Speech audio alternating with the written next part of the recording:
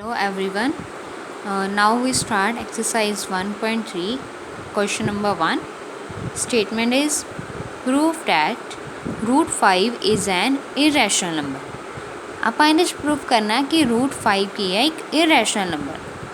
ਇਹਨੂੰ ਪ੍ਰੂਫ ਕਰਨ ਲਈ ਆਪਾਂ ਲੈਟ ਕਰ ਲੈਂਦੇ ਹਾਂ ਕਿ root 5 ਕੀ ਹੈ, ਇੱਕ rational number. ਪਰ ਉਸ ਤੋਂ ਪਹਿਲਾਂ ਆਪਾਂ ਨੂੰ rational number ਦੀ ਡੈਫੀਨੇਸ਼ਨ ਵੀ ਪਤਾ ਹੋਣੀ ਚਾਹੀਦੀ ਹੈ. ਤੇ rational number ਦੀ ਡੈਫੀਨੇਸ਼ਨ ਕੀ ਹੁੰਦੀ ਹੈ?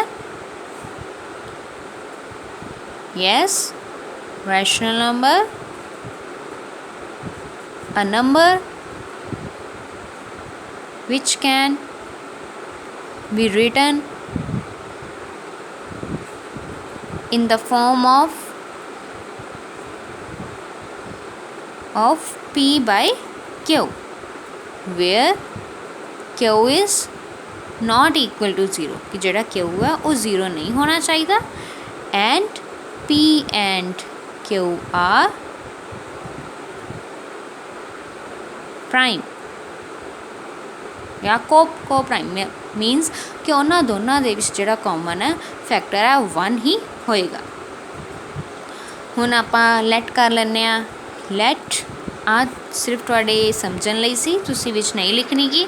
स्टार्टिंग तुसीं इत्थों ही करना है कि late root 5 be and rational be a rational number.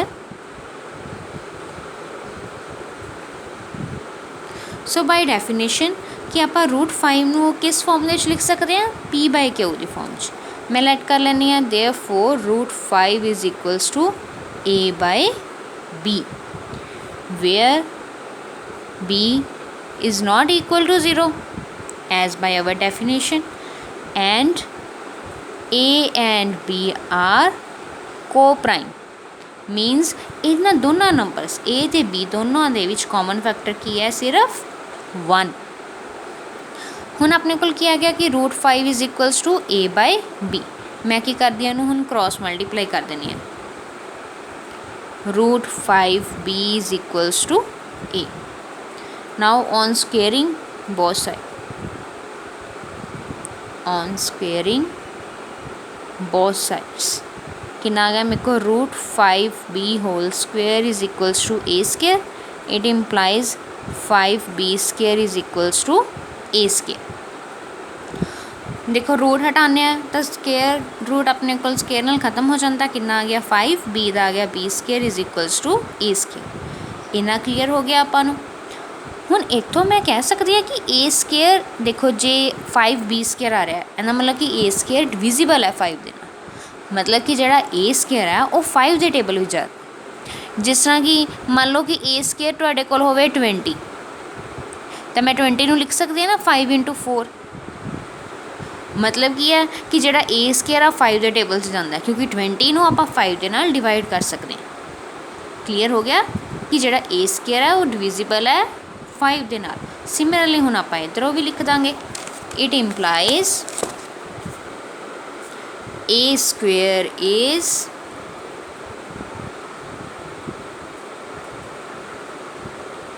divisible by 5. हुण देखो अगर A स्केयर डिविजिबल बाय 5 है तो A भी डिविजिबल बाय 5 होएगा. सो A is divisible by 5. J A तुहाडे कोल डिविजिबल बाय 5 है इहदा मतलब कि जिहड़ा A है वो 5 के टेबल विच जांदा. डैट मीनस वो 5 का मल्टीपल भी होएगा.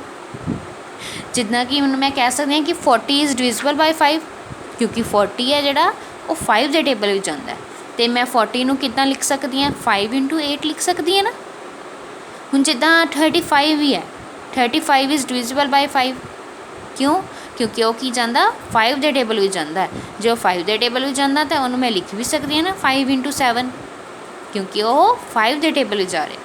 हुण देखो 40 नूं मैं लिखिया सी 5 into 8, 35 नूं मैं लिखिया सी 5 into 7. यानी कि आ 5 तो सेम रह रहा है, पिछे वाला नंबर चेंज हो रहा है, क्योंकि आ चेंज हो रहा है. इन्दा नहीं आपां नूं पता है, इसलिए ये भी चेंज हो रहा है. तो मैं इन जनरल किसी भी नंबर नूं 5 into K लिख सकती, क्योंकि वो भी तो फिर 5 के टेबल से जा रहे हैं. उसी तरह मैं हूँ इधर भी ले लेनी है. Therefore A is equals to 5K. ਹੁਣ देखो जे ए अपने को 5k आ गया तो मैं इनकी वैल्यू ना इतने मैं ले लेनी है number 1 equation sorry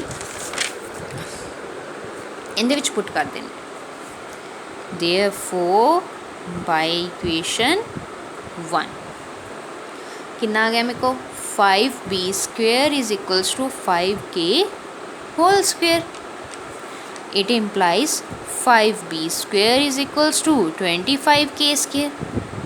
It implies b² is equals to 25k² over 5. इनकी कटिंग हो गई मेरे को कितना आ गया b² is equals to 5k². ਹੁਣ देखो ਜਿਹੜੀ कंडीशन इत्थे बनी सीगी कि a² is equals to 5 into है ना b² सी तो मैं क्या सी कि a² is divisible by 5. ਹੁਣ सिमिलर कंडीशन मेरे को इधर भी तो बन रही है ना कि b² is equals to 5 into k². तो मैं इनू भी तो कह सकती हाँ ना कि it implies b² is divisible by 5. हूँ जो b² डिविजिबल बाय 5 है तो फिर अपने को b भी होएगा. सो b इज डिविजिबल बाय 5. हूँ जे b डिविजिबल बाय 5 है तो फिर सेम इसे कंडीशन के नाल मैं उन्होंने किस तरह लिख सकती हाँ जिदा मैं a is equals to 5k लिखा सी तो मैं b नू भी लिख सकती हाँ b is equals to 5k1. हूँ देखो a भी डिविजिबल बाय 5 है तो b भी डिविजिबल बाय 5 है. So a and b both are divisible by 5. या कह सकते हैं कि 5 is factor of both a and b.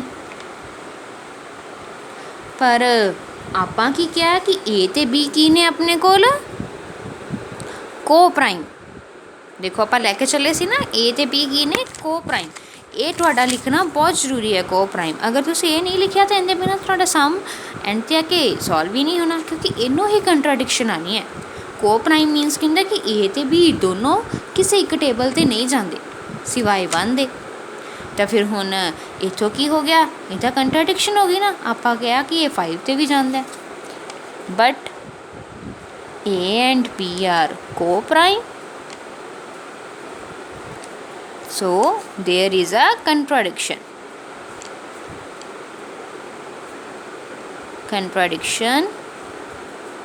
To our supposition कि आप सपोज किया सी कि √5 की है एक रैशनल नंबर है.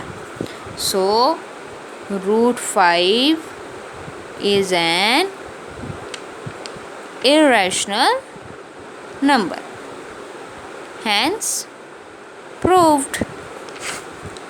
क्लियर.